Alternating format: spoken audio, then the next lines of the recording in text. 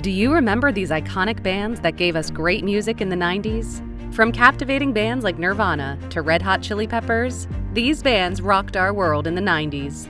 And the first band we would like to see again is Nirvana. Nirvana was formed in 1987 by Kurt Cobain and Chris Novoselic. Both were natives of Aberdeen, Washington, and they shaped the grunge music genre. It wasn't smooth sailing for them at the very beginning.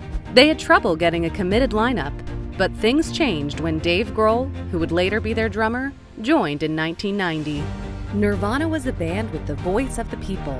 It captured the anger of that generation, and they attained success upon the release of their first album, Bleach, in 1989. However, although they attracted many fans with their first album, it was their second album, Nevermind, in 1991 that brought them a lot of fame.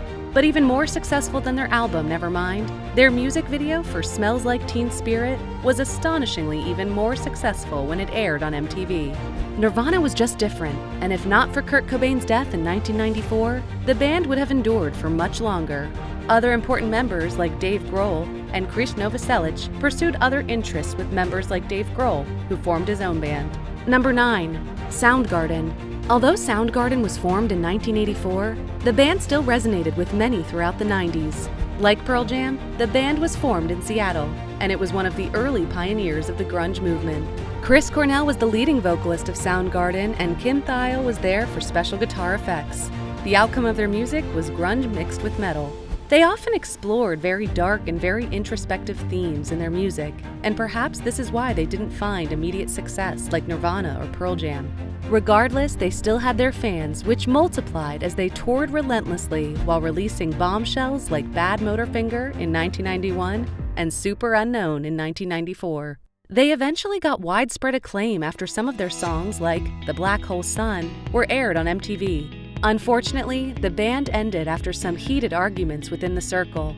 Chris Cornell died in 2017, and that put an end to the wish of those who wanted to see Soundgarden revived. Regardless, they were a major band of the 90s, and many people would have loved to see them today.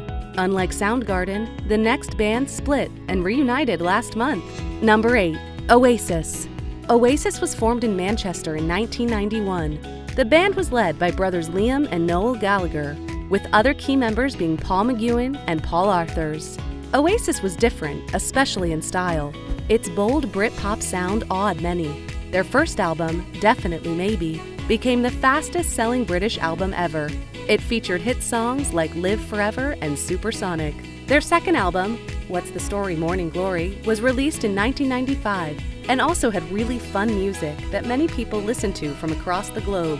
Some of the hits included Wonderwall and Don't Look Back in Anger. It's no surprise that stadiums were filled to the brim for their energetic live shows. Eventually, Liam and Noel, the Gallagher brothers, fought, which led to the breakup of Oasis later in 2009.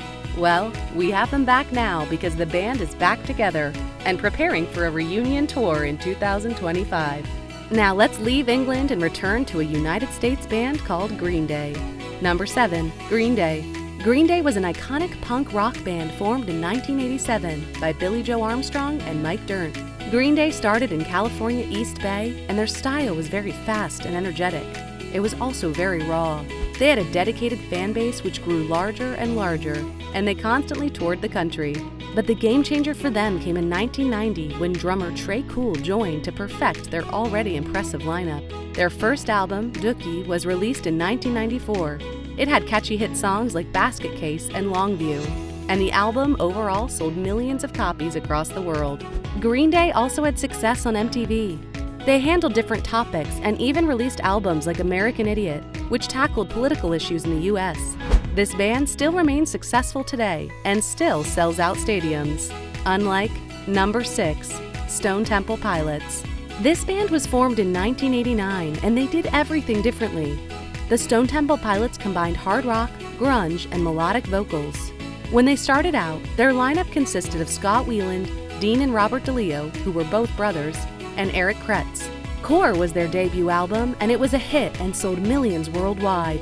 They also released singles like Plush and Creep, which became regulars on MTV. Some people, however, accuse them of imitating grunge while pretending they weren't a grunge band. But the truth is, they were different. They blended rock with heavy rock and emotional lyrics. Wieland had issues with addiction, and he was eventually fired in 2013. They tried to get new vocalists, but they just couldn't manage to recreate the magic they had created in the 90s. Wieland died in 2015. On to the fifth band, 9 Inch Nails. 9 Inch Nails began in Cleveland in 1988 after it was formed by Trent Reznor. It was an iconic band of the 90s and redefined rock music during this period. Trent Reznor was the brain behind this band. He was in charge of writing, performing, and producing most of the music himself. But of course, there were other key members like Richard Patrick and Jerome Dillon. Their first album was released in 1989 and was titled Pretty Hate Machine. Not only were their melodies catchy, but there was a blend of harsh industrial sounds. No doubt it was revolutionary. At some point, Reznor faced issues with creative control, and this led him to create his own label. 9 Inch Nails kept evolving and eventually became a frontline band in the 90s. Now back to an LA band called Weezer. Number 4. Weezer. Weezer was formed in Los Angeles, California in 1992. They were founded by Rivers Cuomo, Patrick Wilson, Matt Sharp, and Brian Bell. With their fast-selling debut titled The Blue Album, they became quickly recognized in the punk scene. Some of their hit songs included Buddy Holly and Undone, the Sweater Song. Their music videos had little bits of quirks that made them stand out. These videos were directed by Spike Jonze, who made sure they were humorous, creative, and charming. Interestingly, their second album, Pinkerton, didn't get as much love from the fans as the first, but it soon grew on them. The Weezers experienced a lot of changes in their lineup. At some point, Matt Sharp left and Scott Schreiner joined. Regardless of these changes, Weezer continued to enjoy a lot of success, but the peak of their music was in the 90s. Number 3. Blur. Like Oasis, Blur was another popular Britpop band in the 90s. Although, unlike Oasis, which was formed in Manchester, Blur was formed in London in 1988. Damon Albarn, Graham Coxon, Alex James, and David Rowntree were the first members of Blur. They were heavily influenced by shoegaze in Manchester, and this was particularly obvious in their debut album, Leisure.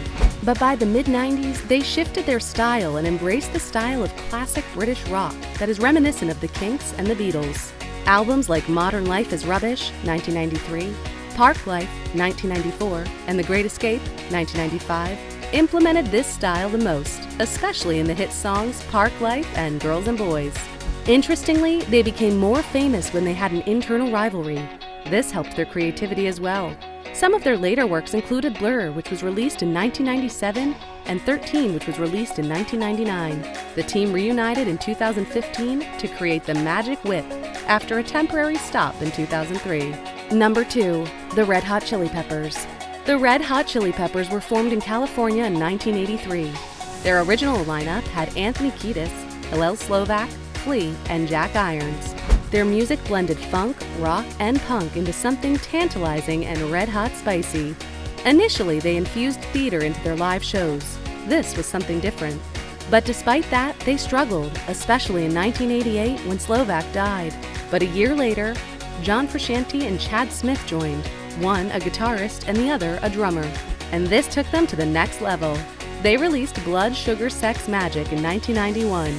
And that album had a lot of hit songs like Give It Away and Under the Bridge, all of which also dominated MTV. There were major setbacks. Some members of the band had issues with drug abuse amongst others, but they were still able to navigate these challenges to be one of the most important bands of the 90s. Number 1. Rage Against the Machine. Rage Against the Machine was formed in 1991 in the city of Los Angeles. The earliest band consisted of Zach De La Rocha, Tom Morello, Brad Wilk, and Tim Comerford. What they did was simple. They blended rap, metal, and punk to convert political and serious messages. Their 1992 album was totally groundbreaking.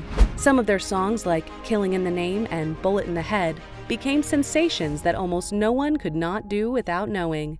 And they infused all energy and intensity into all their performances. Because they were anti-establishment, Rage Against the Machine would often fight with record labels over censorship, and sometimes they even boycotted award shows. The band broke up in 2000 but reunited in 2007 and have remained so ever since. These bands were the absolute best in the 90s. They dominated their time and redefined their genres. Which of these bands would you love to have today? Let us know in the comments below. And don't forget to check out the channel for more nostalgic content that will take you back in time.